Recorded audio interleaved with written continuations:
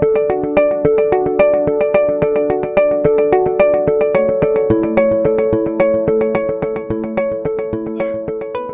everyone, and welcome to Testing Talks Online. We have a very exciting panel discussion for you today called Quality Trends That Will Shape 2021.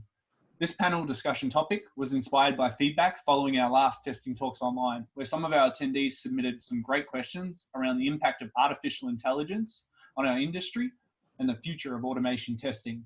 We are super lucky today to be joined by 5 industry experts. I want to introduce our industry-leading panelists, Bazarat Siad, Elena Zagari, Ram, Hi everyone. Stefano Doni, and Satish Mayala. Hi I everyone. want to extend a massive thank you to our partners, our 2 platinum partners, Microfocus and Neotus, our gold partners, Ampion and Headspin, and our silver partner, Inflectra.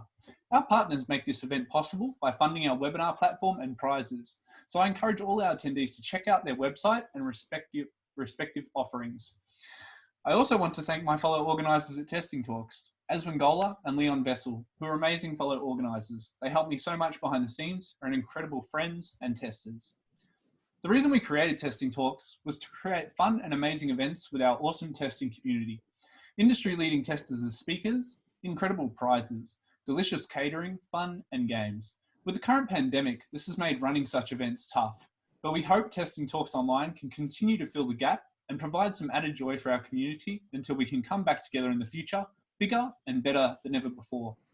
Thanks to our incredible partners, we have 14 awesome prizes up for grabs for our attendees today, including a $100 Amazon gift card, a drone, a $100 JB Hi-Fi gift card, a Google Nest Mini, a tripod kit, a pet camera, a $100 Woolworths gift card, a $100 Coles gift card, a smart clock, a JBL Bluetooth speaker, a portable hard drive, and an Amazon Alexa.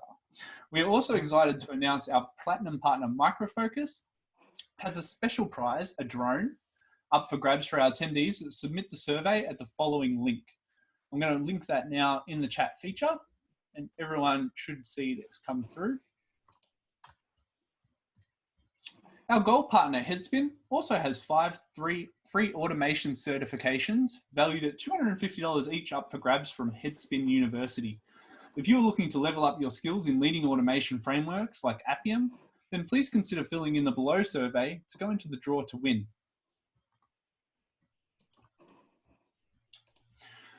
Ten of our other amazing prizes can be won by getting in the top 10 scores on our Testing Talks online game, which can be found on the Testing Talks website, which I'll link now. You'll see a little purple button that basically says play game. Just make sure you're logged in. It will guide you to log in if you're not. Fill in the survey, and yeah, we'll go from there. Basically, the top 10 scorers and first to get in will actually get those 10 prizes. Finally, we are giving away 2 prizes to 2 attendees selected at random who post a friendly post on LinkedIn about attending Testing Talks Online today with the hashtag Testing Talks Online. And we will also choose an attendee at random for a prize who asks a question throughout the panel discussion using the Zoom chat feature. We encourage all our attendees to use the chat feature in Zoom to leave us any questions you would like our panel to address. Our panelists will respond to any questions throughout via Zoom chat. We'll also endeavour to ask some questions live during the panel discussion. Once again, thanks for joining us today. Let's kick off our panel discussion on quality trends that will shape 2021. To begin, I'd like to start with some intros for our assorted panelists that you've met here today. So I'm going to start with Elena. I want you to introduce yourself, but I also want you to tell me, and as well with the other panelists, what is the biggest change that you've seen in software testing the past 5 years in your career? Okay, I'm Elena Zagari, a senior leader in the quality engineering team at Appian. I started my career over a couple of decades ago working in original equipment manufacturing, predominantly in research and development teams. Even that long ago, my first projects were iterative, built by medium-sized full-stack teams. I've worked across lots of different diverse domains: telecommunications, banking, energy, security, biomedical instrumentation, just to name a few. And across all of these, the biggest change I feel in the last 5 years, especially in the bigger enterprise companies that I've spent the latter part of my career working in is that they've adopted the philosophy and the ethos of those smaller companies I started with, that ethos of agility, of smaller teams where they're delivering discrete components towards the bigger outcome. And like in those early days of my career where I was part of that holistic engineering team, where I felt very much that what was being asked of that particular cohort is that they be software developers with a passion for testing. I found that that's become pervasive in the broader industry, especially becoming predominant in the bigger enterprise organizations. So they too now are looking for software developers who have a passion for testing. And that coming full circle for me is what I've seen as the biggest trend, especially at that enterprise level in the last 5 years. Stefano? Hi, everybody. Thanks a lot for having me today. So I'm Stefano Doni. I'm CTO at Akamas. So my background is a little bit different. I'm more on the performance engineering kind of things. So I've done lots of performance testing, performance optimization, capacity planning in the last 15 years or so for many national and international enterprises in pretty much every kind of industry. So financial, pretty much, also lots of telco. And today, so I'm CTO at Akamas, which I co-founded. So Akamas is a new breed of technology platform, which is using machine learning and AI to help performance engineers automate the task of performance optimization of enterprise stacks. So if I have to cite one particular trend that I've seen recently that is actually having pretty big impact on the performance engineering kind of processes is for sure DevOps. So DevOps is, of course, it's not to be introduced. So it's a big shift that is happening all around the world. So many organizations have started adopting it due to the benefits of bringing new business value faster to the customers. This is having pretty dramatic impact on the performance engineering kind of work because it's still largely in a way some work that requires some manual kind of optimization. So lots of time spent doing performance analysis, performance testing, devising new optimizations. So these kind of processes are heavily affected by these new trends. So it's exciting that we are seeing this happening and all the kind of improvements that we need to do as a community to keep up with this kind of trend. Thanks, Stefano. And just for our attendees' perspective as well, Stefano's, he's not from Australia. He's actually over there in France. And the reason we actually got in contact with him, because for the purpose of this discussion, we wanted to find one of the absolute experts in artificial intelligence globally. So we're very excited to have found Stefano. And, some of you might have been thrown by the CTO title, but I can assure you that he's had a long-standing career directly in performance testing and using AI, and that's what's led to his success as a CTO at Akamas. So I'm very excited to have you here, mate. Bazarat. Hi, I'm Bazarat. So I'm a Cypress end-to-end framework ambassador. What that means is that I represent the community interests within the Cypress organization. Day to day, I work as a front-end practice lead within Australia Post, where I advise technology trends and technology choices.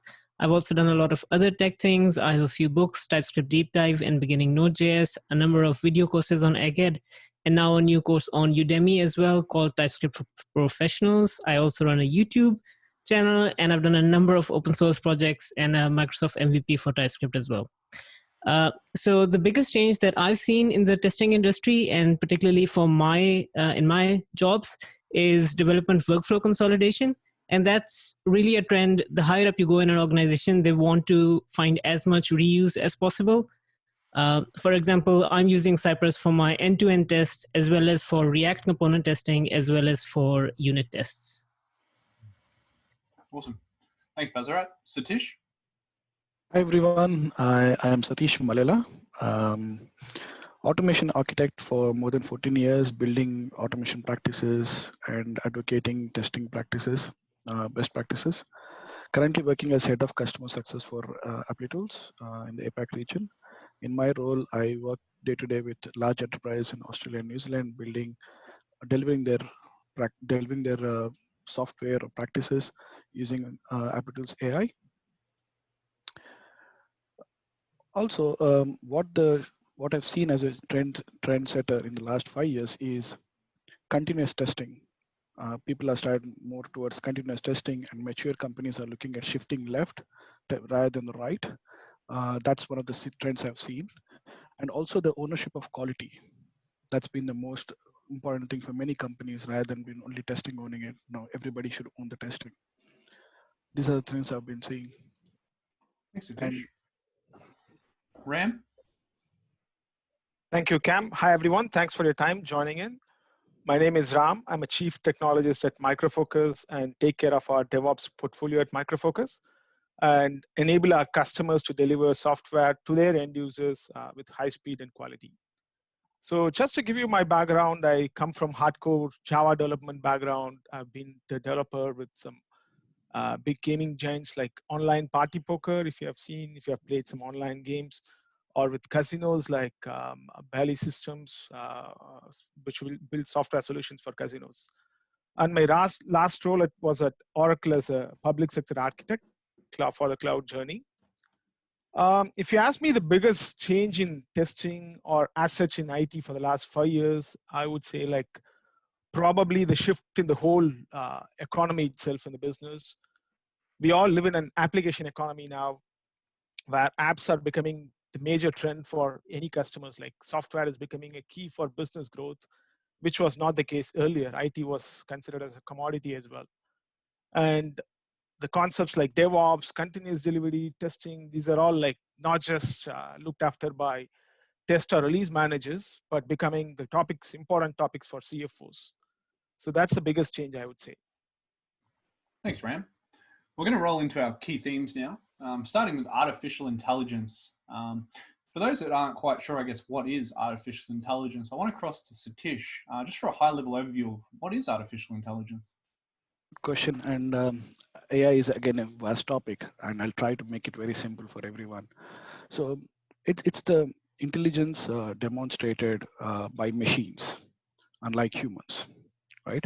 And the way AI works is on the amount of large data, and you process on the data by using fast iterative algorithms or processing code, intelligent algorithms that you write to actually process that. That makes the software, learn automatically and from the patterns and the data that has been available and give you some output. That is all about AI. Thanks, Satish. I want to follow that up also with a question. I think it's something that I've heard around the office. Does AI pose a threat to the testing industry? Does it pose a threat to our career as testers in the future? Another good topic, and I think everyone will be thinking about the same, but I wouldn't call it as a threat. I would call it as more, it's an opportunity for testing industry to make it your friend rather than calling it as a threat.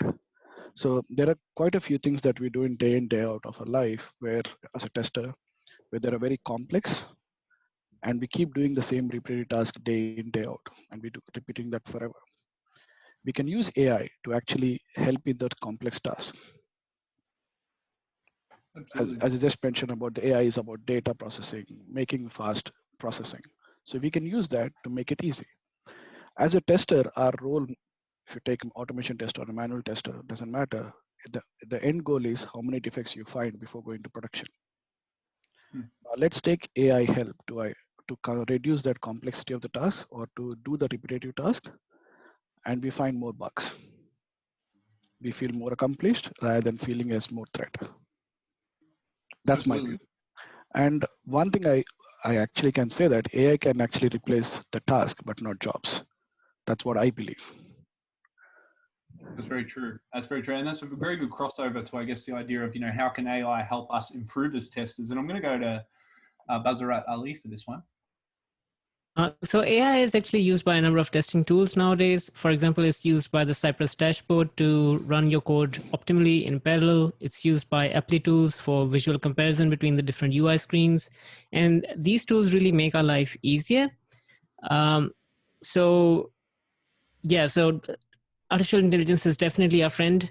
We will still be writing code as a formal thing for the foreseeable future. This might change in 10 to 20 years, but the issue with using artificial intelligence for automating stuff and just using the English language as an input is that it's not a formal programming language.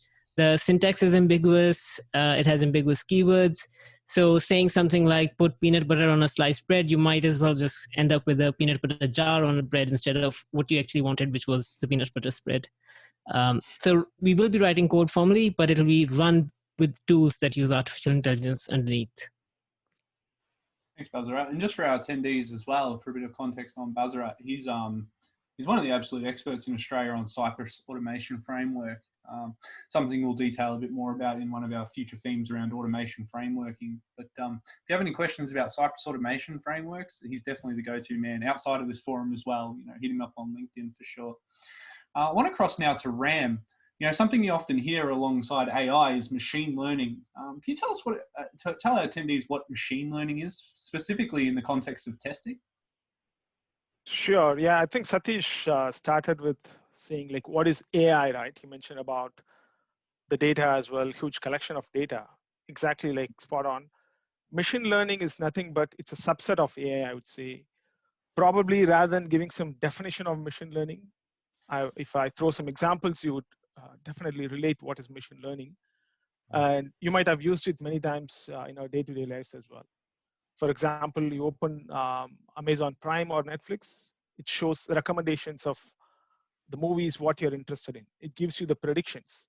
So how does it come? It's based on the machine learning. It understands based on the pattern what you have done, based on the user's interest. It analyzes several things and gives the right predictions. This might be the right thing for you. And I think having said machine learning is a subset of AI, how can we actually get it to the testing space? That is very, very important as well. And a lot of companies are doing it. A lot of vendors are doing it at Micro Focus as well. Like we do have our portfolios supporting AI right away into our testing solutions as well.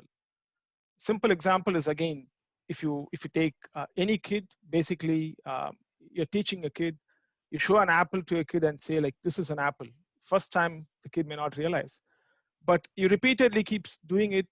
Maybe on the 20th or 25th time, the kid is going to pick, based on this object, this is how the apple looks. The same thing applies in testing as well, whether it's a mobile app or a web app.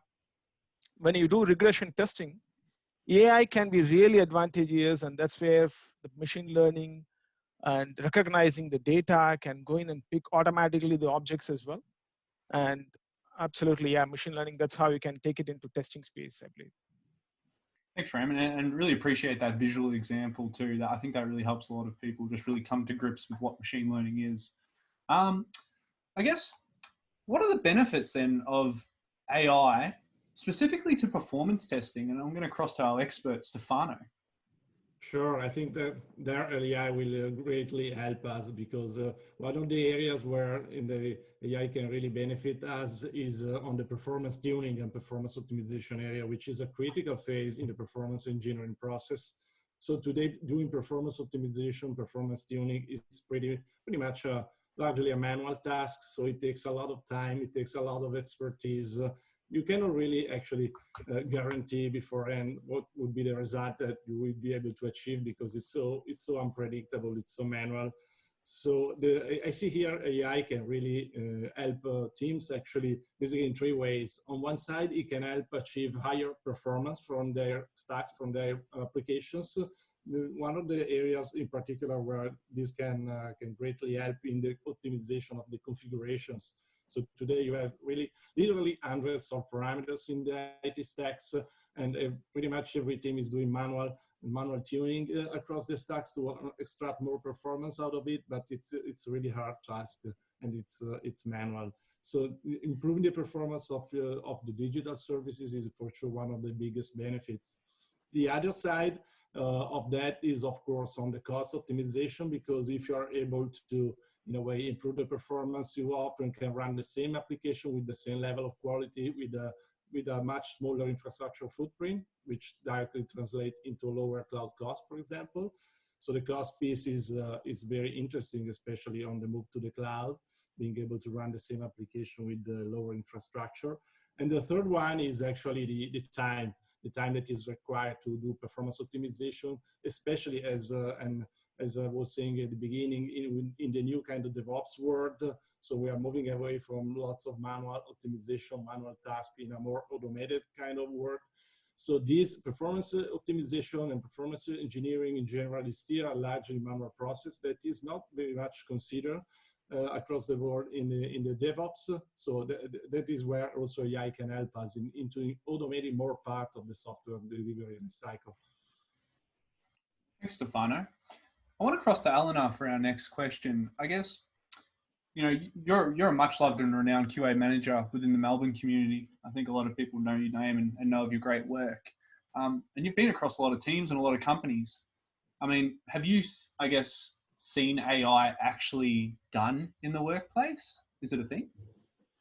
Look, I think the tangible examples that Stefano talked about and that Bazarat was also referencing within the testing context sort of give you a preview of the fact that AI is a set of solutions, but we need clearly defined problem statements that it can step into. And obviously the performance space is a really rich one with lots of data analytics that are required. So for me to really to step into that question, it's about exploring the problem statements that AI can help us face into.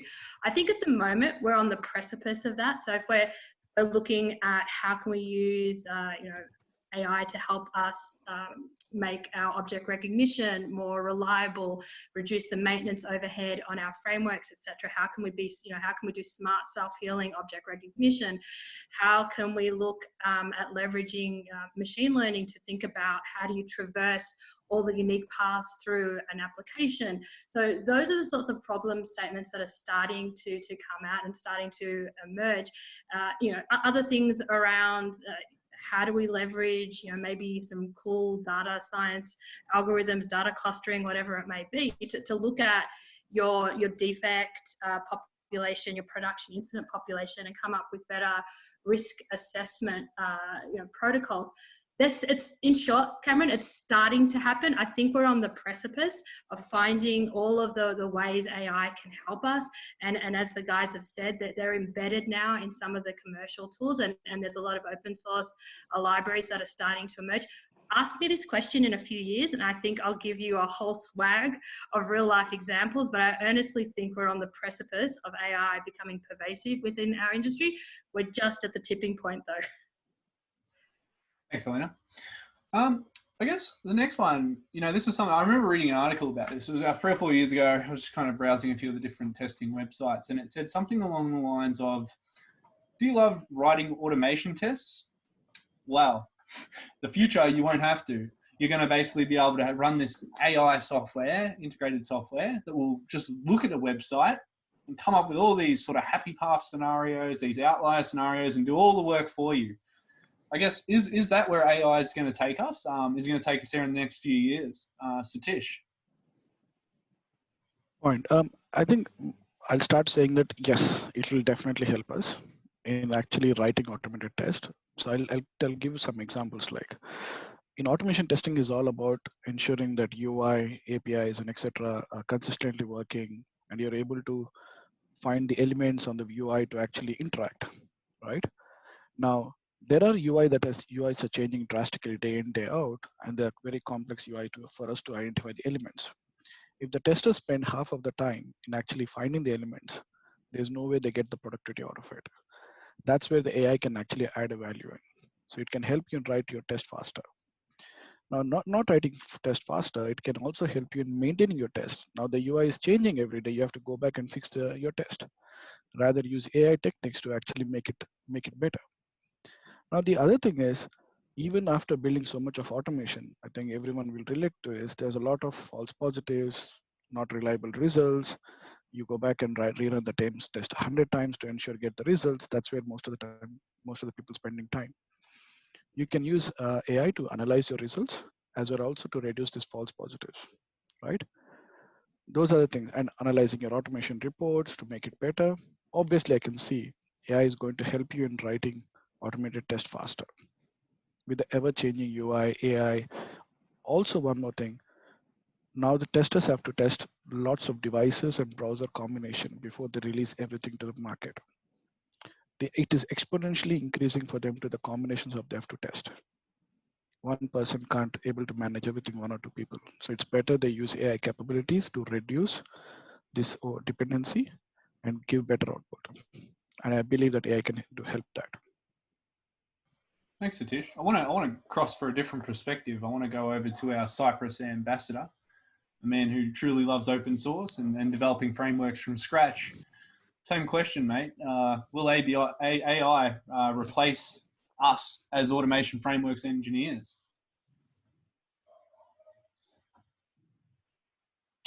So there are artificial intelligence models out there, for example, GPT-3.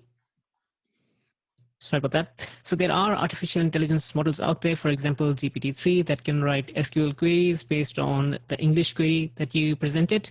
But in the end, you still have to debug the SQL in case of any issues. So it doesn't completely replace developers. But that said, we might not be writing code anymore in the future, but there still will be formal controls, for example, drag and drop UIs. So you will still be interacting, instead of just an arbitrary English language, some form of, I want this particular button on this particular portion of the screen. It's not completely arbitrary. And our jobs as engineers might become learning and using these formal interactions instead of learning different programming languages along the way. Thanks, Bazarat. We've had a few people mention that your video's gone a little bit off. Maybe you've just got a bad connection there. Just something to check into, Bazarat. I want to head over to RAM next. I guess coming from the Micro Focus perspective, I'm keen to hear where commercial tooling, particularly from an automation perspective, is heading, and with context to where artificial intelligence is going as well. Sure, Cam. I think in terms of artificial intelligence, with commercial tools, especially with Micro Focus, I would say there is heaps and heaps of improvement.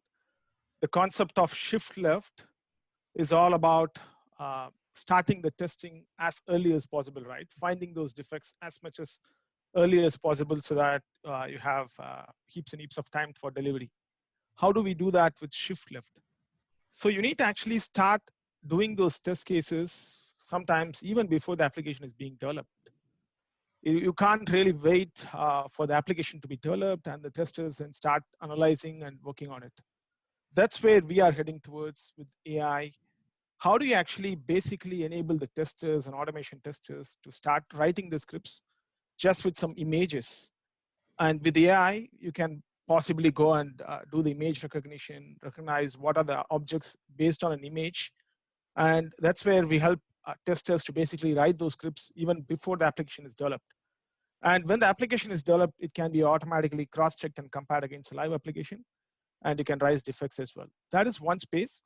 And apart from shifting left, also another space where we are using a lot of machine learning and AI is refining those backlogs as well, especially getting the feedback from the end users. The end users are the ones who are using the applications. They provide feedback. These are the important things which we need in the app. How do you actually refine it and make it as a priority for the developers? That's what we do with our backlog refinement within our Octane module as well. We get the priority based on the feedback which we collect based on machine learning and analyze things on the fly as well. Mm-hmm. Thanks, Ram. I want to roll into our next theme now around the future of automation testing and frameworking for that matter. I guess open source frameworks, they continue to take a lot of market share. That's what I keep hearing, at least. I could be wrong, but that in the last sort of 10 years, you've seen a drastic shift of people moving more towards open source frameworks like Cypress, like Appium, like Selenium, obviously, XCUI test, Espresso developed by Google. I mean, what is the allure of an open source framework and why are we seeing this, Bazarat? So there are a few key reasons. One big one is trust. You don't want to be running some other organization's code on your enterprise code base. When tools are developed in the open and they are open source, you can safely execute the code in your application. An example of that would be if I were to use a testing library from Google and I was working for Microsoft, I wouldn't do that if it's closed source. I don't want Google having any form of access to my internal Microsoft code base. But when it's open source, you can rest assured that there's nothing sinister going on over there, and you can run it on your code base and your code will not leak to Google. And the other big thing, even for smaller enterprises, is support. If you have access to the source code and you run into some issues and you don't have the funds to ask the creators to fix them for you, you can use your own dev time to fix these issues. This really leverages the crowd a lot more than the dedicated resources for the particular project. And that's why we're seeing these frameworks like Playwright from Microsoft, Cypress, Espresso from Google, and all these other things that are going open source. Thanks, Bazzarat. Eleanor, I'm curious, with the companies that you're working across and all the different teams, what sort of automation frameworks are you actually seeing being used in the workplace right now? It's a mix, because obviously you have, you know, as we're on the precipice of all the continuous testing paradigm and all of those progressive testing approaches being adopted, especially in the bigger enterprises, you still have some of those traditional testing practices that are coming to terms with the changing reality and the fact that everything is moving towards that, you know, that very strong engineering paradigm. So it's a little bit of a mix of commercial tools and open source tools. I am a very big proponent of open source and leveraging, you know, all of those libraries that people are so willing to share, and that a lot of the commercial tools also make, you know, also make use of. So I think it's a little bit of both. I think if you've got a progressive greenfield situation, you'll find predominantly open source. But if you've got a lot of complex, you know, complex ecosystems with a lot of legacy platforms and tech obsolescence, you'll find some of, you know, you'll find the commercial tools potentially dominating. In almost all of the you know, my recent work, it's a hybrid. There's a little bit of everything. Like there's a little bit of everything in terms of the technology stacks you're testing. There's a little bit of everything in terms of the software that's developed to test that. Absolutely. Thanks, Elena. So I guess, what advantages then does commercial automation tooling have over these automation frameworks in the open source field? I'm going to cross down to Ram. Okay. Yeah, just to answer this, like I've worked both on open source as well as commercial. I think it's a mix. People go for different options. But again, if you ask me the advantages about commercial automation tooling, I think getting off the ground is much easier with the commercial tools. Otherwise, with open source, I've seen customers spending a lot of time setting it up, configuring, and you need really some expert skill set and different people in-house if you have to go with open source. That's where it saves a lot of time initially upfront. And the other aspect is around the built-in reporting capabilities. Usually reporting is much stronger in commercial. With open source, again, developers have to themselves build it as well. And obviously the other things like documentation, you also get the full support all the time, 24/7. And one thing which I've seen probably even people talked about flexibility, right, in terms of open source, which is not available in commercial tools as well.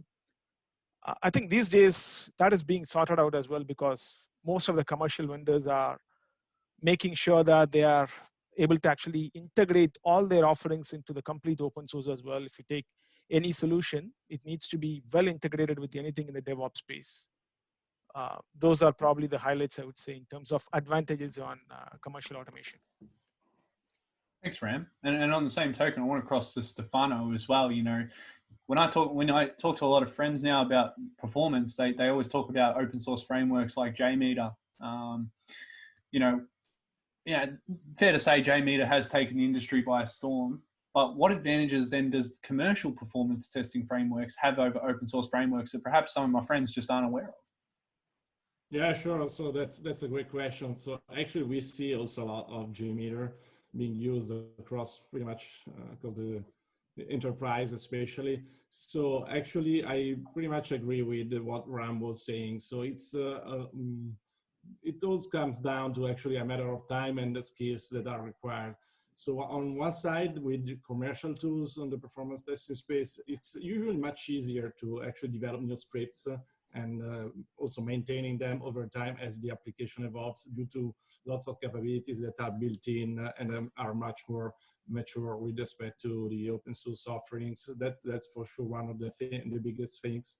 The other side of the requirements that are actually pretty lacking on JMeter or other performance testing tools is the monitoring and analysis kind of capabilities, which are pretty, as you can imagine, are pretty important in a performance analysis kind of work. So you have to be able to integrate, for example, metrics coming from the load generator for the load testing, like throughput and response time of your application, and combine and correlate them, for example, with infrastructure utilizations. So all those kind of metrics, it's important to have them in a single place and being able to analyze and correlate them.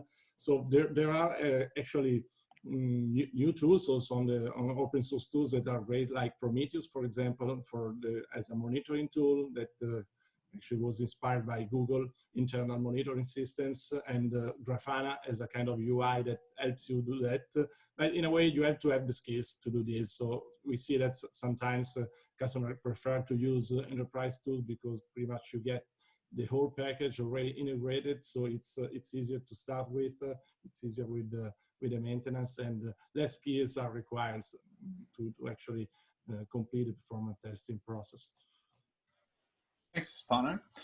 Jeff Fleischman, one of our attendees today, actually just made a really great point in chat around don't forget about the support you receive with a commercial product over open source. And that's very true. Speaking from personal experience, I honestly find the best way to learn an open source framework is a mixture of talking to fellow teammates as well as actually getting on the web and just looking up random things across Stack Overflow and whatnot. Whereas commercial tooling, you usually do have someone on standby, you have a contact team you can support, and you have people that can generally help you. So for some people, that's extremely helpful, especially if you're not a very technical engineer. Moving on. So as a practice leader, a test manager, how do you decide on an automation framework that is both sustainable for the future and future-proof for the project team long-term? And I want to cross to Eleanor on this one. That's a really good question in two parts. So I'll tackle the first part about how do you decide on your framework, and especially in regards to its sustainability. Picking up on Bassarat's earlier point, one of the criteria is ensuring that at least your base elements of your framework are reusable across the whole life cycle. And there's the given of making sure that it's well architected so that it's modularized and parameterized and all the rest of it in terms of being easily extensible. But picking up on the second part in terms of making it future proof, I think there's externalities that you need to consider. Things like, what are your client roadmaps in regards to their technology stacks, in regards to their aspirations for their workforce? What skill sets do their workforce have? What are their continuous testing aspirations? So you need to consider all of those higher order goals before you can pragmatically come at a conclusion in terms of what framework to choose. Again, looking at how do I ensure that my framework has longevity? How do we ensure anything that we've selected will endure into the future? I think primarily, and I think one of the panelists touched on this before, is permeating a sense of ownership for it across the entire team. Having that sense of ownership of quality of the framework be pervasive across the whole team, I think is one of the imperatives to making sure that your framework will endure. And you do that you do that by making it accessible to as many resources as you can, and I mean at a code level, so people can modify it. The broadest group of people can modify it, add to it, utilize it. They can trigger its execution. An even broader pool of people is enabled to trigger its execution. Environment managers, UAT resources, product owners, whoever it may be, in terms of being able to actually access it and for self. To be able to trigger it on their own, making sure that you have sponsor buy-in, that you have senior stakeholder buy-in, that they're acknowledging that the automation framework helps achieve goals like speed to market, it enables those. So you're getting buy-in across all of your team, from the senior sponsors down to the people actually delivering the code, doing the testing, and basically making sure as many people are invested in keeping it alive as possible. And I found that's the best way to ensure the longevity of a test automation framework. I think I've answered that. No, that's an incredible point, Elena. Especially, I love buy-in. I think that's so crucial to the success of any automation framework, particularly long-term. Satish, curious for your perspective on this as well. So, I mean, open source, our frameworks are good. I've worked both on open source and commercial, right? They're good for a greenfield project or a small solution, or but if you look at longevity, the people when you have to automate for an enterprise level, where 30, 40 people, team members going to work on it, there'll be a skill set aspect. There'll be too much of coding required, skills, etc., maintaining it. This can become a lot of problematic for bigger organizations. So why don't you choose a commercial tool that can actually tick all your boxes? Not every tool in the market will tick your boxes, right? You should look at the tools that tick your boxes, your roadmap, what do you want to achieve, what skill set you have, what is that you want to do in the next 2 years or 3 years. And if you make the right decisions, commercial tooling can be much better because of support, all the use cases being covered. And it's not that no one is telling you just take any tool, right? You would do a due diligence and see, look at everything is good, and then you buy in, and then you get it done. And while you're choosing the tool, obviously, what Elena mentioned, you'll get a buy-in from everyone from the team. So, and my other point is testing shouldn't be another pillar to development.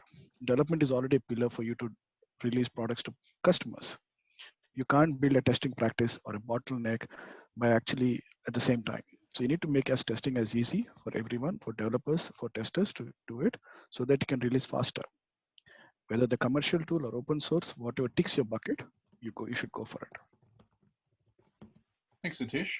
We're going to cross to a question that's coming through. By the way, thanks so much for all these great questions coming through. They've been incredible, and we're trying to respond to them on an individual basis, and we'll try and get to a few during the event as well.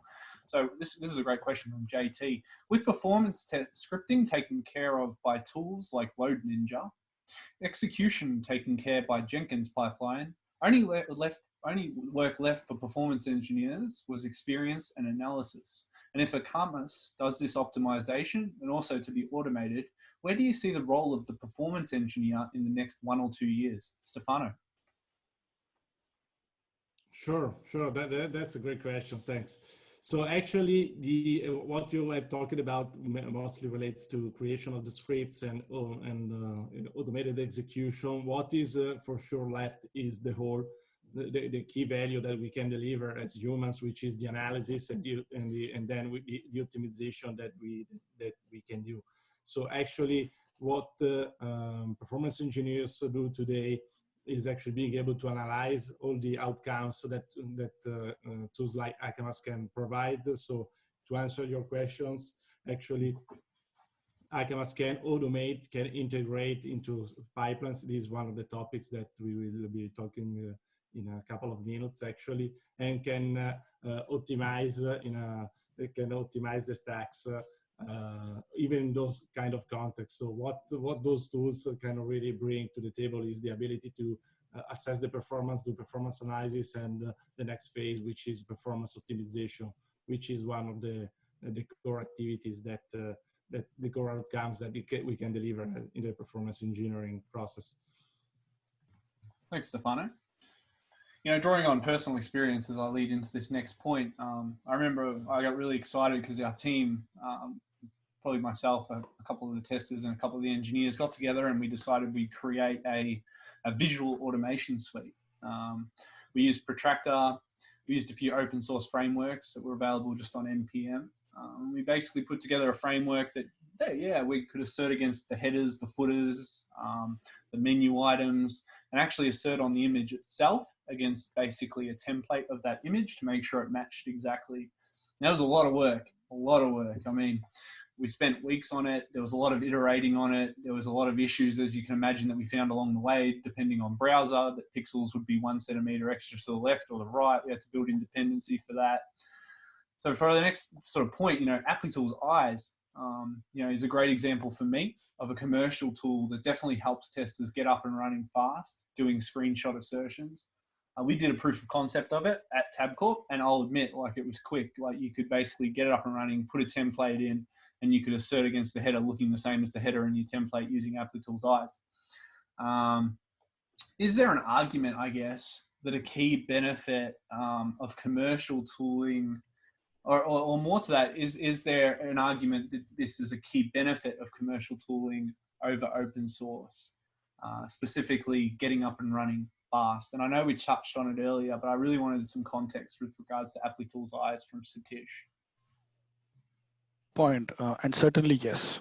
And Ram also touched upon it, saying that the commercial tooling will help you in getting started quickly and delivering the value what you are expecting for. As you just mentioned about, you can build a tools as when you want. There's nothing that you can't build, but actually what are you building for? How long you want to build it? When do you want to use it? At the end of the day, you are building this to actually get some output done. But that output has to be reliable, and you should be able to get it with ease, and something some team should be able to adopt it. That's where Applitools has been playing a key role. Not just us saying it, even the studies and hackathons data showed that Applitools can help you in writing test 5.8 times faster when compared to traditional way of writing automated test. You can actually find 45% more defects because early in the cycle, you're testing your UI and you're able to check it out quickly, and then you get those defects early rather than late in the cycles without adding any extra lines of code. Also, it's reliable and scalable. The other advantage with Applitools is because it's a one tool for UI, functional, visual, plus accessibility, plus cross-browser testing. If there's a tool that can actually cover all your aspects of testing, why wouldn't you pick it up and use it and start running in your project rather than actually building different open source tools for different practices? And maintaining could be an overhead. That's where we have been so successful. Thanks, Satish. This is a broader question for sort of anyone in the group that wishes to respond. I'll start with myself to give a bit of an example, but I guess what automation framework tools are you guys planning to actually use or support within your teams in 2021?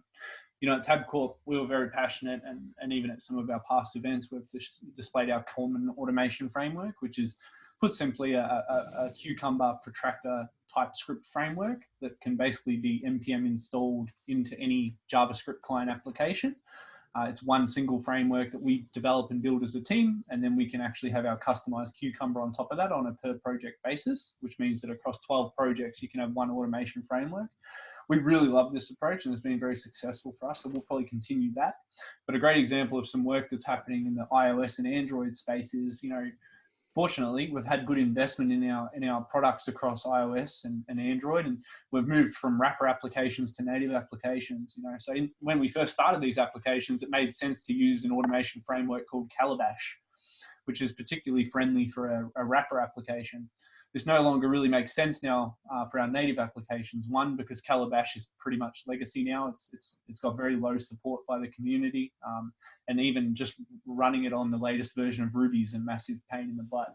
Like you have to basically downgrade Ruby just to use it now. So, we're moving to XC UI test in iOS, and we're moving to Espresso in Android. Both very, I guess you could say, not new, but very well regarded, well supported automation frameworks developed by Google and supported very well by Apple on the iOS side. We're super pumped for this, but it obviously takes a lot. I mean, it's taking training of, guys and girls that have never used these automation frameworks before.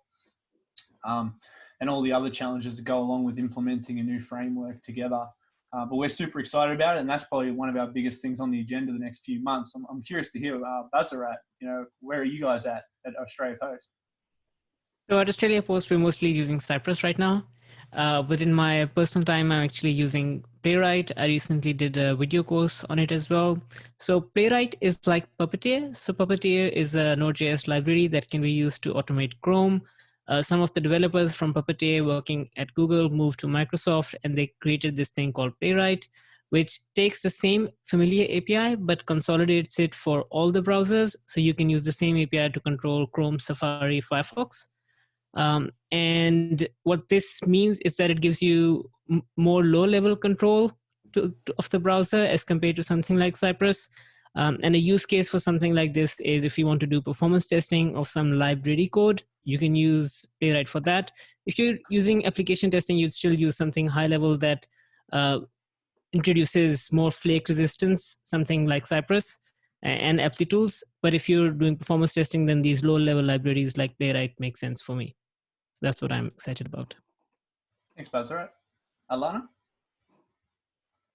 Yeah, so for us, I'm just listening to you chat about what you guys have done there, Cameron. It's very similar. So we have a couple of frameworks that support a diverse range of technology stacks that can do mobile test automation, that can do SAP desktop, that can do obviously web app and API and middleware like TIBCO. So we're also doing work at Ozpost, but we're dealing more with the Java development team. So a lot of our code accelerators have been geared towards that, and helping the projects that we're working with to really de-risk their delivery and be able to give them that foundational capability as they make that journey and towards continuous testing and become a little bit more progressive in terms of their quality engineering. So we're going to look to expand those even further. I know it's a little bit utopian to say that we want to make them language agnostic, but we are looking at bringing into the same sort of breadth a JavaScript solution. So I might hit up Bazarat to understand Cypress and its advantages over, say, something like WebDriver IO. So I'm just warning him. I'm probably going to ping him in the not too distant future. No worries. And we're also going to look at how do we, picking up on our themes from before, how do we add in some of those, AI features? How do we look at maybe leveraging some of the open source libraries that are now becoming a little bit more prolific? Google's TensorFlow with the Java libraries and the JavaScript libraries there that are allowing you to leverage that, from an open source perspective. And also, earnestly, we're looking at integrating some of the commercial SDK libraries as well, because sometimes you have one of those older legacy applications that's desktop client that's extraordinarily difficult to deal with in open source, and it'd be good to have that in the arsenal within our all-encompassing framework, which is, we've got a couple of variations, one for BDD and one for TDD. So that's what we'll be looking at in the next year or so. Thanks, Elena. And that crosses beautifully into our next theme around continuous integration and CI improvements. Just at a high level, what is continuous integration and what are the benefits, Ram? Okay, that's something very broad topic and a topic which I love as well. So continuous integration is all about a good practice at the development side, right? So when multiple developers work on a module, how do you basically integrate everything together? How do you merge all this work together and produce that final build of the software? And continuous integration is a concept of integrating the multiple work done by the developers and producing that final build, and doing this on a continuous basis, not just once in a while, doing it regularly and continuously instead of waiting for longer periods of time. And the reason why we do this continuously is to make sure that you're able to find out those defects much earlier. Rather, if you wait for a longer period to integrate this code, new defects might creep in, and it might become really difficult actually to fix some problems as well at later stages. So obvious benefits: developers work really faster when you implement continuous integration. And with a single click of button, you're able to actually automate everything. The code is merged and build is produced. And these days, there are commercial vendors like us, like providing those integrated dashboards with continuous integration as well, providing those obvious advantage to business as well in getting the products to the market faster at a high quality. Hope that answers Cam. Thanks, Ram. I mean, so I'm going to just thinking of who I'll cross to on this next one, but I think Buzzerat's a great one for it. How are you currently leveraging CI for better test, development, and delivery outcomes at Australia Post? So no code ever makes it to master, which we call integration, without some form of tests. As developers, when we move between projects, these tests essentially ensure that the code that's already there is not broken by the new code and the new features that we're delivering. We're currently using Bamboo by Atlassian, and we're actually in the process of moving to something like GitLab. Really, entire businesses have been built on top of CI. Like GitLab, it's an organization that people have moved to for their source control, primarily because of its great CI resources. So continuous integration is definitely a big part of software development in any enterprise, as well as Australia Post. Thanks, Buzzer. Then how important is CI, Alana? Extraordinarily important. I like to complement continuous integration with continuous testing, and I feel that, you know, if you have CI alone, then your bottleneck becomes the downstream testing phases, your integration testing phases, early integration end to end. So for me, you know, both of those two are inherent to really realizing the value proposition of your test automation and making sure that, you know, you're driving the whole point here of continuous testing and proliferating orchestration and pipelining as far right as you can into the integration test phases, even potentially even into your post-production test phases. It is all around driving your execution costs to as close to zero as possible. So, you know, you can only do that through reliable orchestration and pipelining, and having not only your continuous integration there for your build phase, but also, you know, permeating that down into your downstream test phases as well. So I want to call out as well, I think that there's a very strong symbiotic relationship between CI and continuous testing, and you need to have both. Thanks, Eleanor. I just want to shout out Cheryl Downs, who just left a lovely piece of feedback around Eleanor's knowledge on delivery is absolutely terrific, which is a lovely compliment. Oh, thank you. You always welcome any compliments from our attendees, so thanks so much for that.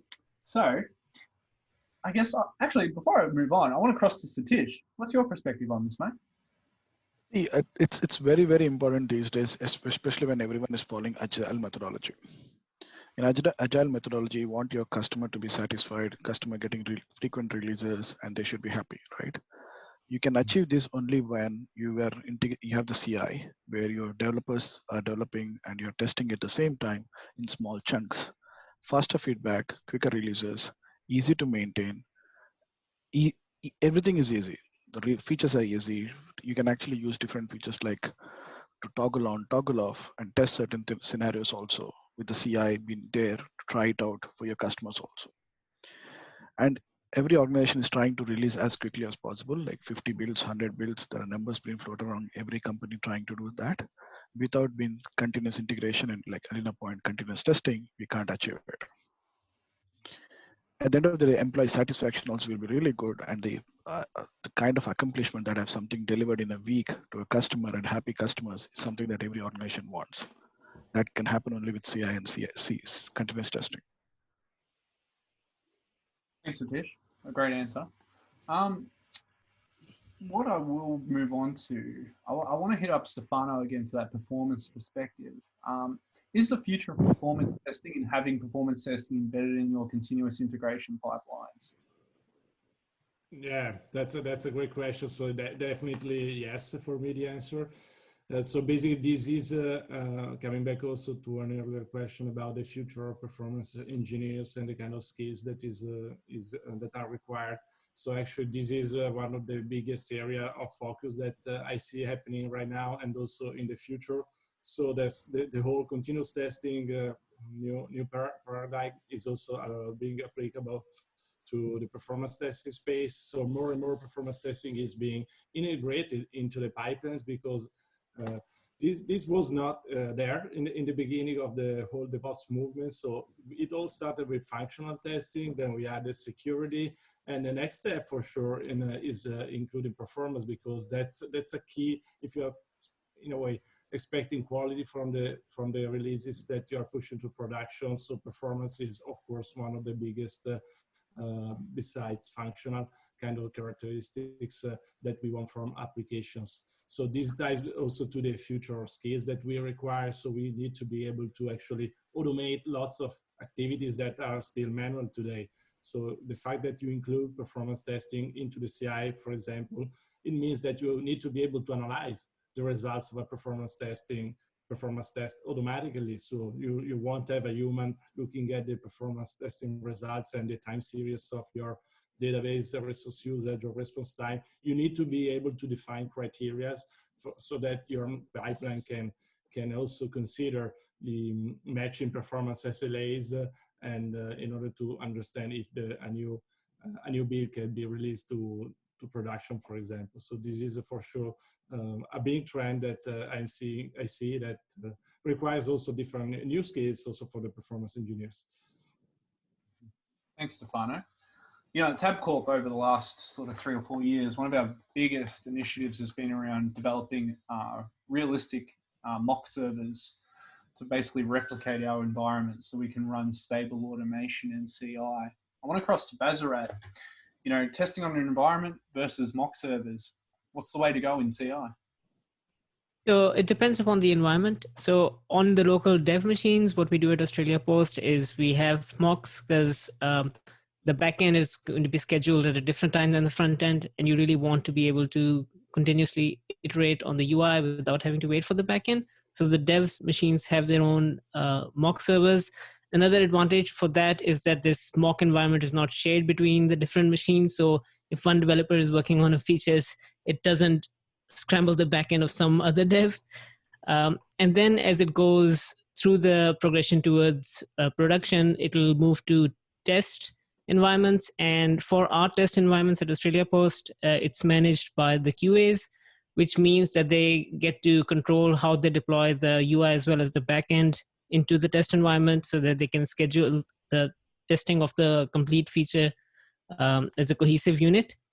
And so these tests, the test environments are actually production code running in a test environment, so not completely mocked, although they might have some external dependencies mocked. For example, we integrate with third-party address services and stuff like that. If there's a scheduled outage over there, we don't want to stop our testing for that. So we have those external dependencies mocked, but our code is actual production code. And then, of course, production is production. Thanks, Bazarat. You know, another thing that we really pushed hard at Tabcorp as well is actually Dockerizing our builds. You know, back in the early days, I can always remember when we first sort of got a hold of our AWS agents, we would just we would literally build every time. Well, actually, not even build every time. We'd clone the repo that already existed, then rebuild the application, run the automation. We realized pretty quickly that was a good way to not have a stable automation suite, that we were going to have corrupt files and things weren't going to always work exactly how we expected. So we then moved to Docker. And Docker was amazing. For those that don't know what Docker is, to put it as simple as possible, just imagine you had a machine or an agent that had the ability to spin up another OS, a fresh OS inside that agent every time, and then you build your application fresh every time, run your automation on a fresh machine within a machine, and then you'd be able to tear that all down and start again for your next build. So we moved to that, and we felt like we were doing really great things across most of our projects that could do it. And then we decided, well, why are we even using Docker? Like, why don't we just spin up a fresh AWS agent, configure it, and run our automation, and then tear down the actual agent itself? I'm curious, Ram, what's your perspective on this? Agents on the fly versus Docker. How should we be running our automation in CI? Yeah, I think that's a very interesting point, Cam. As you said, not only Tabcorp, a lot of enterprise customers whom I work with are looking to do it. And probably like if they have to actually, a lot of these customers, right, big banks and telecom customers, they would like to actually move away from quarterly releases to fortnightly releases if possible. Like that's the speed they're looking at these days. And if they have to look at it, then probably they'll have to look at automating around all of these areas. Implementing continuous integration, they have done all these things, continuous testing to some sort as well. But to get this delivery down to fortnightly releases, they need to automate again with Dockers or agents as well. Some of my experience working with these customers, what they're trying to do is as soon as a continuous integration is triggered, they would like to basically create some VMs or Dockers, maybe in AWS cloud or any other cloud as well. And not only it creates VMs, we have automatically tools behind the scenes as well. With our deployment automation tools, we are able to actually automate deploying their solutions as well, deploying their software basically into those environments. And then basically goes into Jira or tools like ALM, gets those test cases, what they've got, and run the unit test using our unified functional testing tools onto those machines directly as part of the continuous integration. Then it runs the performance testing cases as well with our load runner. And end of the day, if it's all good, if the build is stable in terms of functionality, functional testing, as well as performance testing, it goes and updates into the centralized dashboard, what we have in the name of Octane. It goes and publishes, this is a build, and this is why it is done, and this is a performance testing result. Everything looks stable. Or if it fails for some reason, it's going to actually send notifications and destroy those VMs automatically as well. That's a level of automation a lot of enterprise customers are looking to do these days, especially with Dockers and VMs, completely integrated with the continuous integration suites. Thanks, Ram. Great response, mate. I want to cross over to our last theme now, quality management and practice. Eleanor, how are you preparing your team, specifically the testers, for the future? That's a really topical question, and I would like to think that one of my niches is helping traditional testing practices transform into more progressive quality engineering practices. And essentially, if you have a traditional testing workforce, you've got two options. And you need to transform, you've got two options. You can divest your traditional workforce and bring in a new one with all the requisite quality engineering skills, which, by the way, is not my preference. I'm just saying it's option one. Or option two, which is my preference, is that you assist your current workforce to transform to quality engineers. Now, look, in a lot of traditional testing cohorts, you'll find that there's really rich and valuable domain expertise. There's a lot of testing acumen, and surprisingly or not surprisingly, you'll find that there's a lot of tech cred within that cohort. And what I mean by that, you'll find that there's a lot of people who at one time in their past have done software development or have a computer programming or a computer systems engineering qualification, and helping them revive that skill set is not as daunting a task as you would potentially think.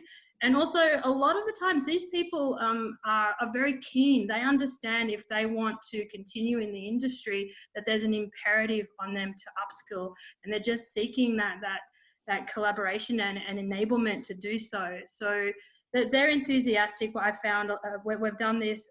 We've got a couple of training programs like this running with a few of our traditional testing cohorts to help them do this. They're keen, they stretch, they put in their own time to do this. They want to become DevOps conversant. They want to become cloud conversant. They want to become capable practitioners. They want to rediscover all their software development skills because they know it's going to keep them relevant into the future. So that's essentially how we're currently doing that. And one of the things I try to instill as we go through this journey is it's about obtaining a continuous learner mentality. So, as you go through the tech syllabus and you take on all of this knowledge, that's only the beginning. You've got to adapt your mindset. You've got to invest continuously in your own professional development. And again, I'll hit the key point. You need to become a continuous learner. Your journey of learning in this particular industry is never going to be over. It's never going to be static. You need to seek out all of those new trends. You need to experiment. You need to peruse all of the ideas that are out there. Keep yourself interested and vital on all of the forums that are there.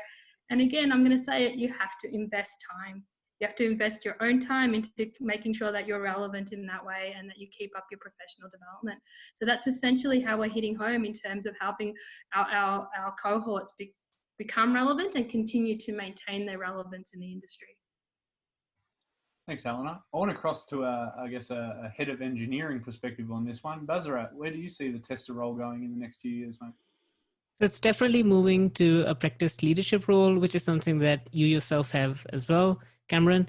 And it's because testing is evolving, and it's something that needs to be done continuously as a part of the work that the developers are doing, which means that there needs to be someone who's actually overlooking how the developers are doing testing and consolidating that across the different projects and the different devs within the same project as well, and providing guidance and trainings.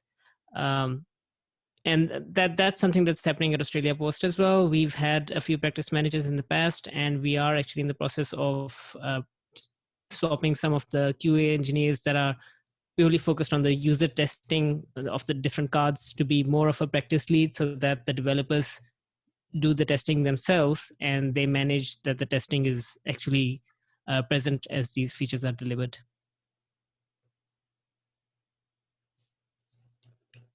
You're on mute, sorry, Cameron. Thanks, Buzzer.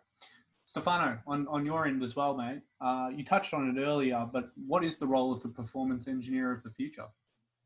Well, that's a great question. So I would say that in general, the role isn't really changing from a high level perspective, from a goal perspective, because what we will be still required from a performance engineering point of view would be still to, in a way, help teams deliver fast applications that are cheaper to run and that match reliability, SLAs, for example. So in the end of the day, actually the outcomes, the value that we can bring as performance engineers is not going away. So it's becoming more and more important, I would say. What I've seen as a transition is that this kind of skills, this kind of role is more, again, it's in line to what also the other panelists were saying. It's transitioning towards the development teams. So actually, and it's it's not an easy transition, because actually in the performance engineering space, you need to have lots of deep skills around, for example, methodology, around system knowledge, knowing how the different technologies work together, how to analyze the performance, what are the key metrics that you need to look at, for example, when you have to do a performance analysis on the cloud.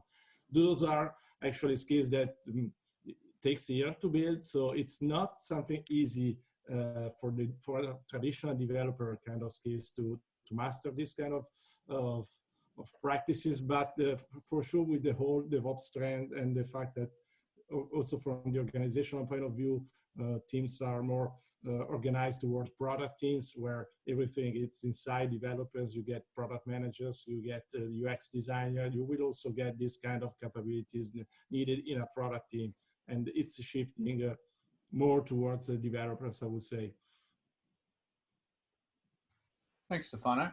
We've had a few great questions actually throughout the event, e.g. from Doris, around what's the best way to learn new automation frameworks. And I want to tie that into a question for every single person in this panel. I'm going to go one by one. So what advice can you give to our attendees about future-proofing their careers in testing? And again, trying to tie that back to themes like test automation, learning new frameworks. And I'm going to start with Eleanor. I'm going to reiterate what I just said. I'm going to say that you really do need to become a continuous learner and develop that mindset and have, face into new trends and new technologies with excitement and passion, and always, think about how you can explore those new emerging trends to do your work more productively and more cleverly. And all the prevailing conversation that we've had right now around how do we leverage what we as human offer as a distinct value proposition, and that's around our ability to intuitively analyze and to decompose and do that with the most amazing neural network that's ever been created, so that as of yet has not been surpassed. And I'm sure we may change this tact several years down the track, but that's what I really want to say to people. Do that, explore things, go out there and have a look at things like data science and what you can do. Have a little bit of a play, look at the metrics you currently collate, have a look at some of the the simpler data science techniques that are out there, and glean what you can and predict what you can and see what value you can offer back to the company you're working for or the project that you're on. And yeah, I think to be a well-rounded quality engineer in the future, I think if I had to predict, I would say that you're going to need to wear that hat of data scientist in in order to be able to, you know, continue to be progressive and to have that analytical value proposition that won't be surpassed, at least not in the new term or the medium term, by any programmatic option. Thanks, Eleanor. Satish? Actually, Elena had covered a lot, and I think she's spot on for most of the thing. So I'll probably start in a different say. Testing is a large space. The surface area of testing is huge. There's nothing that you can actually learn one tool and say, or one automation framework and say you'd cover everything, right? You have to take one step at a time. You have to see what is that is your immediate thing that need to be resolved. Once you learn one automation framework, others will become automatically easy, because if you look at the 20 odd frameworks that are available in the market, the system behind this is still the same. Validating what you see is correct or not, which a human person can do much better. That's what the testing is replacing and automation is all about. I would say keep exploring, take one step at a time, be open and transparent. Think about yourself, what you know and what you want to achieve in the next 2 years. Take your time, achieve it, then take the next one. Exploring, learning, some of the conferences, talks, videos. There's a lot of content available in the market today for you to do that. Courses, there are free courses available, but start with one first and then explore from there. Thanks, Satish. Well said. Ram? I think I would say enjoy what you do, guys, and have fun. Probably I'll, be active on LinkedIn as well. Like you can connect with me definitely if you want. And I'll also probably post a link on a YouTube channel or a website as well. A lot of concepts, what we talked about today. You'll learn something out of it. Yeah, I'll put it in the chat. Thanks, Ram. Just to specifically answer Doris as well, from my perspective around automation frameworks, like for me personally, and I think this is the case for a lot of our team as well at Tabcorp, the best way to learn automation is to just give it a crack. So if you've got for example, our situation in iOS where we wanted to move to XCUI test, we just had to give it a go. We checked it out. We did a few tutorials. We started writing some tests. We started working with our developers to make sure that our underlying code was sound. And then personally as well, just for me, because I do try and stay up on all the technologies and have the ability to read the code and actually do the automation myself. Just do it as whenever you get a chance. So, if I've got an hour between meetings that I haven't really filled, I'll jump on the automation and start adding tests myself. Vice versa, sometimes I'll get home and it won't even be during work hours and I'll be like, man, I really want to keep learning this automation framework so I can be up to scratch for my team. And so I'll do some automation at home outside of work hours. A big part of that is passion, right? Like I love doing that. It's something I actually look forward to doing. So maybe that's not for everyone, but for me, like having some time to quietly do some automation on a new framework at home is actually something I find personally exciting. And if you do have that motivation and ambition and passion for automation testing, you'll do well at it. It's a great piece of advice for people that I often meet at conferences and things like that tell me they don't get a chance to do automation. If you really want to do automation, if you want to do anything in life, you'll generally find a way. Sometimes it's really just about pushing yourself to take the first step. You'll often find that there's a lot of people that will help you. You just kind of have to take the first step and get started. I want to cross over to Buzzerat. Your thoughts? So as the other panelists have mentioned, you're definitely most productive when you're having fun. And again, have the continuous learning mindset. Know that what works for one person might not actually work for you. But the fact that you are in an event like this means that you are definitely on the right track.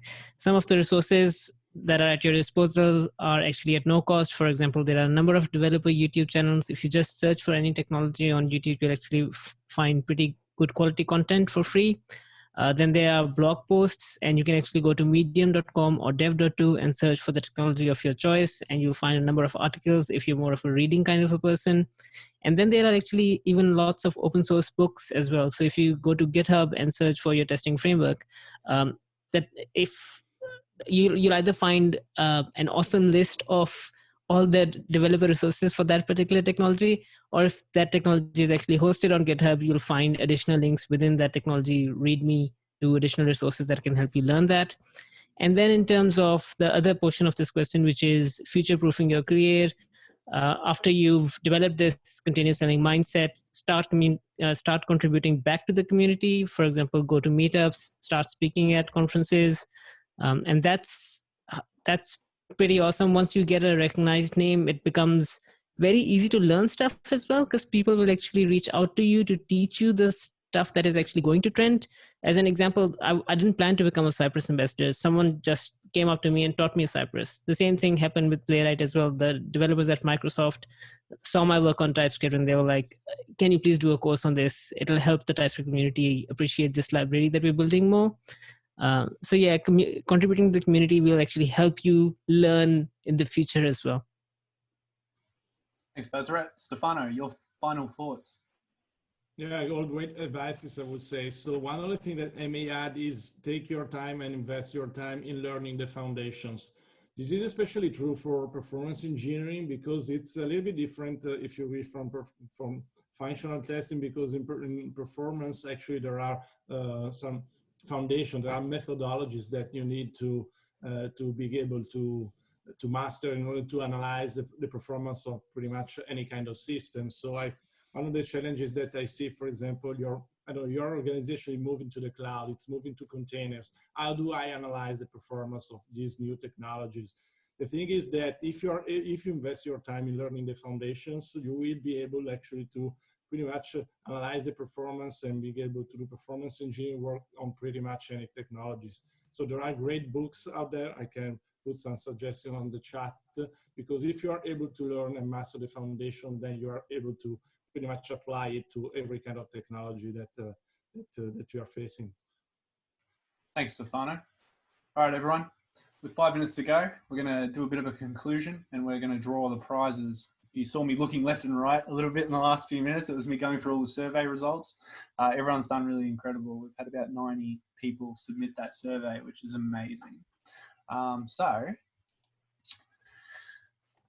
first and foremost, to our amazing attendees that have joined us today, a massive thank you. Our incredible industry-leading testers who joined us as panelists, and our innovative partners. Our partners are aligned in the Testing Talks vision that our community deserve more fun days in the calendar to learn, share, and have fun. So thanks again to Microfocus, Neotis, Ampion, Headspin, and Inflectra.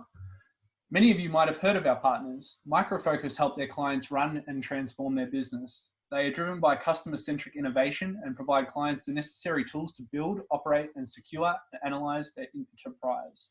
Microfocus have long been active in the testing domain with industry-leading solutions for quality and performance such as LoadRunner, UFT1, and Quality Center.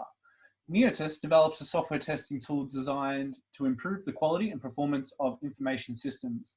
Neotis' primary product, NeoLoad, is the most autonomous automated performance testing platform for enterprise organizations, continuously testing from APIs to applications. Ampion unites 26 years of engineering excellence from award-winning technology service providers Revolution IT and Shald. Ampion has an expert local team of more than 600 technology specialists. You can be assured Ampion has the experience, know-how, and capacity to scale up your digital initiatives. Headspin is a platform to take your mobile experience to the next level. What amazed me as a tester is how the Headspin platform gives its customers access to thousands of real devices and endpoints across 100 locations in more than 70 countries around the world, allowing customers to test their software manually or with automation. And finally, Inflectra Corporation is a market leader in software test management, test automation, application lifecycle management, and the enterprise management space. Inflectra Corporation is headquartered in Washington, DC, but has offices in over 10 countries, known globally for its legendary customer support. Inflectra makes turnkey solutions that address many challenges in software management, test automation, and product lifecycle management. For those that have done their research as well, and our panelists outside of their intros, Alana is from Ampion. Satish from Apply Tools. Bazarat is referenced multiple times from Australia Post. Ram, incredible today. Thanks so much for coming from Microfocus. And Stefano Doni from Acamas. So we're very proud to have an incredible depth of talent, incredible speakers from incredible companies. So thank you again for that. So let's go for the prizes. So just keep in mind, as per our terms and conditions, some prizes specific to Australian outlets, especially physical retail outlets, can't be won by people internationally. It just doesn't make much sense to do that. So if you are a winner from one of those areas, we'll work out a different prize potentially for you so you can actually use it. So the $100 Amazon gift card. So these are basically the people that won the survey, by the way. So these were the top 10 results of the survey and the first to submit for those top 10 results. So the $100 Amazon gift card has gone to Cheryl Downs, the drone, Lee Hawkins, the $100 JB Hi-Fi gift card, JT, the tripod kit, Aaron McKay, the pet camera, Aylin Dinksoy. I hope you have a pet. $100 Woolworths gift card, Jeff Fishman. $100 Coles gift card, Eleonora Farone. The smart clock, Vijaya Krishna. And the JBL Bluetooth speaker, Aruna Verna. Finally, the portable hard drive has been won by Tony Quinn for a great question in our Q&A. And the social media post for the Amazon Alexa, we'll pick at random after the event once we have a look across the different social media platforms. So just to say our final thanks so much. We all really appreciate you coming today. We do this for you. We literally just love being a part of the testing community. We are testers ourselves, and I iterate that to everyone we sort of come in contact with testing talks. Is this whole thing has come from a place in the heart for me that, you know, I love testing. I work as a tester every day. I'm the QA practice lead for Tabcorp, and I bloody love being around my community. And that's what this event's all about. So thanks a lot, everyone.